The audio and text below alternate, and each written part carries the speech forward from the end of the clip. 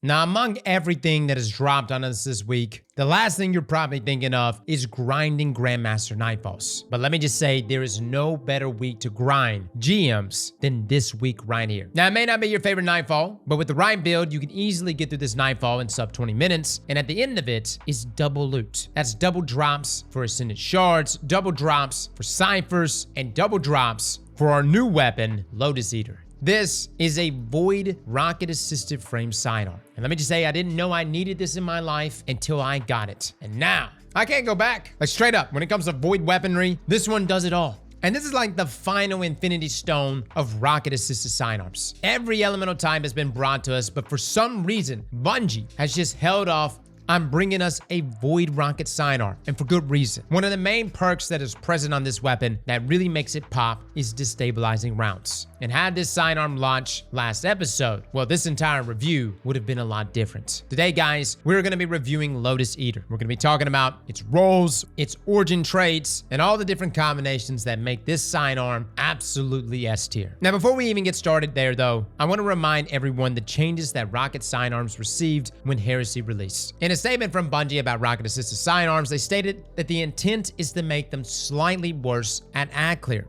harder to use at long range against moving targets, and not as strong against bosses, but maintain the same total damage against a single target. Now, the changes themselves are as follow. Bungie reduced PvE detonation scalar from 4 to 2.3. They increased PvE impact scalar from 1 to 2, and they reduced aim assist fall off and maximum distance by 8 meters. They also reduced magnetism fall off and maximum distance by 8 meters. They even reduced damage by 30% versus bosses, as well as vehicles and mini boss targets. Buried Bloodline was actually the only one unaffected. Matter of fact, it got a buff with its critical hit damage being increased by 8%. Now, additionally, Bungie removed the range stat on the weapon, as that literally served no purpose. And for my PvP players that are crazy enough to use this archetype, they did bump up the starting ammo and the ammo gained from bricks inside of Crucible. Again, I wouldn't recommend it. This is definitely not an archetype for PvP. Now, originally, this nerf to rocket sidearms was estimated to be about 15% overall,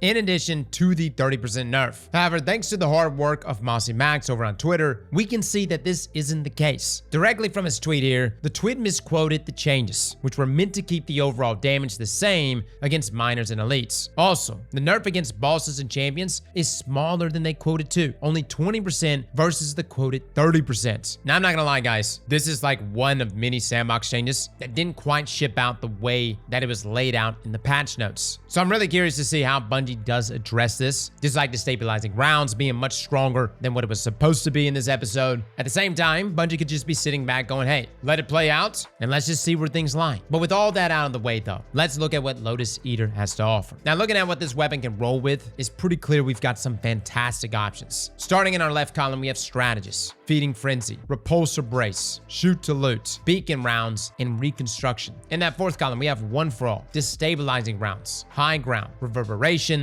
Withering Gaze, and Adrenaline Junkie. Now, looking at some of those standout options in the third column, we've got some that are a little more typical. Feeding Frenzy is not bad for reloading. Shoot to Loot is always a good option, especially in higher end content. Beacon Rounds for that extra ease of use, which I don't necessarily think is necessary, but since rocket-assisted sidearms have gotten a small nerf there in that ease of use, Beacon Rounds may actually be all right. But let's start off with one of the standout perks here for myself, one being Strategist. Final blows of this weapon generate class ability energy. Activating your class ability briefly improves this weapon's stability. Now, traditionally, Strategists would refund 10% class ability energy per kill on primaries and 20% on most specials. Now, rocket sidearms have often fallen into like no man's land, as it's a special weapon, but occasionally it acts like a primary, at least for some perk and mod effects. As for Lotus Eater though, we can report that yes, it is still 10%, with the enhanced version giving us 11%. Now, the reason why I still think this is a good trait is that with the most recent changes and additions to class-based effects, such as Ascension or Storm's Keep, Strategist has become even stronger. Hell, just having my Rally Barricade always on the ready when playing Titan is is a must. Next up though, we have Repulsor Brace. This is a void staple. It states that defeating a void debuff target grants an overshield. Now this perk is great for void builds, but even on non-void based builds, it's still very nice for that survivability. Every time you land a weapon kill on a void debuff target, you're gonna gain a 45 HP void overshield. This lasts for 8 seconds, with the enhanced version of this allowing your overshield to last for 10 seconds. Now finally, we have Reconstruction. This weapon reloads itself over time,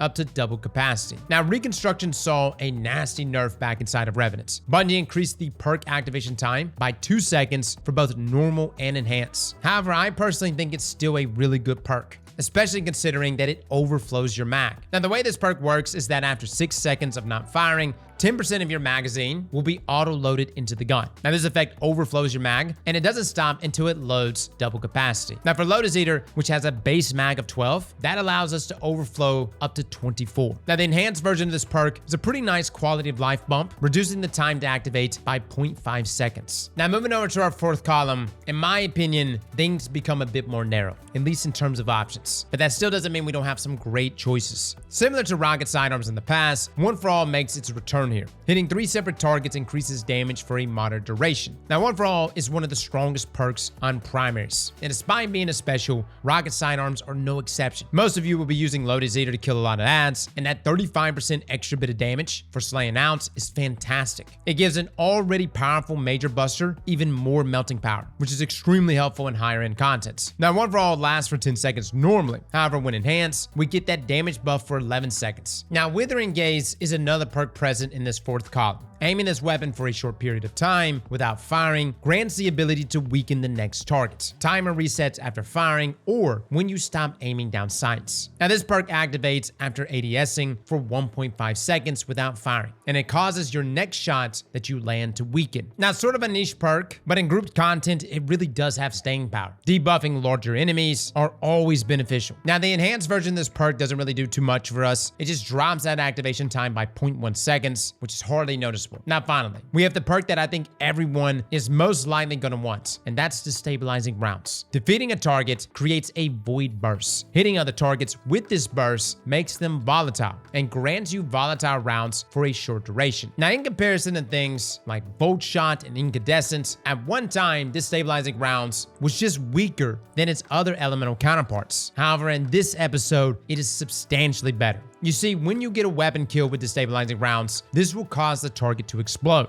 It will then spread volatile to everything within a 6.5 meter radius. And if you apply volatile to any enemy this way, you then gain volatile rounds for 4.5 seconds, with the perk going on cooldown for 1.5 seconds. Now, with the changes to volatile this episode, this perk has gone completely insane. A single kill can literally blow up an entire room, and in the process, give you the ability to blow up the next room. And the enhanced version gets even better. This grants you volatile rounds for an additional 0.75 seconds, giving us a total buff time of 5.25 seconds of volatile goodness. This is by far the best perk in this fourth column, guys. Now, before we move on, I'm going to talk about Reverberation. There's going to be a lot of people say, Cross, what about Reverberation? Final blows of this weapon increases the size of its detonation for a short duration. Now, the exact specifics are essentially that kills grant us 100 blast radius for 5.5 seconds and 6 seconds when enhanced. Now, for the sake of clarity, we tested Reverberation in a private Crucible match just to see how it affects blast radius fall off. Now, as you can see here, at base, we start to see blast radius fall off at 2 meters, dealing a measly 2 damage. With Reverberation active, it does extend the range slightly, as we see our damage jump up to 28. However, it completely falls off again before even reaching 3 meters. We've seen this perk on Rocket Sidearms in the past, such as Tenacious, and while back then, it wasn't a great option, now, I would argue and say that it's even worse. With the blast and impact damage changes to Rocket Sidearms, Reverberation, in my opinion, is arguably the worst perk you can have on your Rocket Assisted Sidearm. And the fact that you would have to trade it out over something like Destabilizing Rounds. Fellas, don't do it, man. Look, if you want to keep a Reverberation roll just in case, fine. But don't walk away from this week's Grandmaster Nightfall thinking you did it. You got the God roll, because Reverberation ain't it. Now, before we talk about the God roll on this weapon, we need to talk about the origin traits. First, we have Stunning Recovery. Stunning a champion refills your magazine, triggers health regeneration, and improves recovery for a short duration. Now, this is a fantastic option, especially considering that we have Anti-Barrier Sidearm in rotation. This trait refills your magazine. It also gives us 60 HP, as well as 40 recovery, which lasts for 3 seconds. Now, our other origin trait is Vanguard's Vindication, which state that final blows of this weapon grant a small amount of health. And small amount it is. We're talking like 10 HP, which is still nice, but I think Stunning Recovery is just better. Now, in terms of the artifact mods, outside of Anti-Barrier Sidearm that are benefiting Lotus Eater. One, we have Volatile Marksman. Rapid Void Weapon Precision Hits and Rapid Void Weapon Final Blows grant us Volatile Rounds. Now, you compare this with Malign Harvest, which state that rapidly applying Volatile causes your next instance of Void Weapon damage to create a weakening burst. And then finally, we have Void Flux. Defeating weakened targets with the Void Weapon applies Volatile to nearby targets. Powerful targets increases the radius of the explosion. The fact that we have all of these combined together is crazy. What we lacked last season in terms of artifact mods has really kicked things up in this episode. Simply just getting rapid kills though here with Lotus Eater will nuke rooms. It'll also weaken them and then blow up the next room over. And this is even better when you throw Destabilizing Rounds into the mix. Now, in terms of minor perks, things like your barrel and your mag choices, you do have a few options. In my opinion, choose whatever increases your velocity, such as quick launch, and for your mag options, there's a bit more variance. You'll want to aim for either quick reload, or if your role has something like Reconstruction, you may want to go for that higher mag. Now, according to Mossy Max, at base, Lotus Eater has 12 in the mag, and this can be increased to some crazy heights. Tactical mag will take you to 13,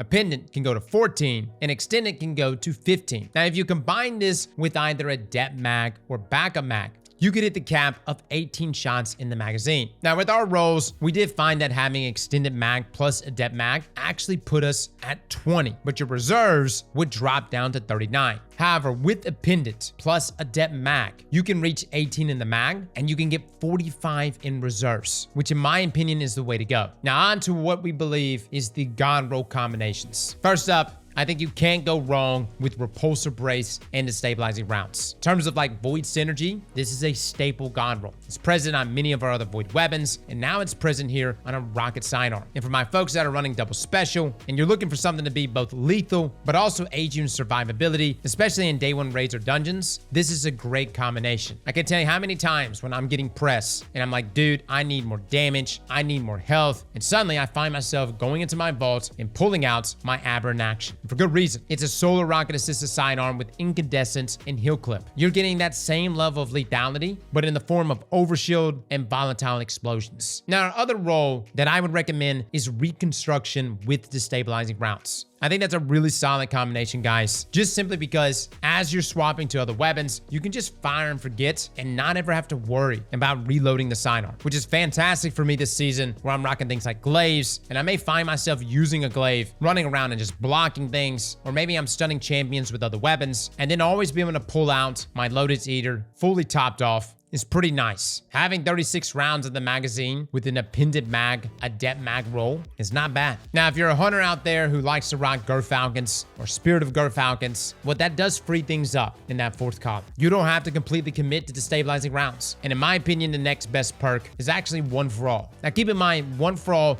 doesn't proc from volatile round explosions. You'll still have to hit 3 separate targets, or at least get splash damage hitting multiple targets. But that still doesn't mean it's not a fantastic perk combination if you're rocking things like Gerfalcons, which is already giving you volatile. Overall, guys, Lotus Eater is a fantastic weapon. It's an S tier choice, which has joined the cast of many other S tier options, all of which are rocket assisted sidearms. This is one of the best archetypes Bungie has ever given us, and I'm personally in love with my Destabilizing Round Lotus Eater. Well, fellas and ladies, thank you all for coming and watching, and as always, slap that like button like your mama told you right.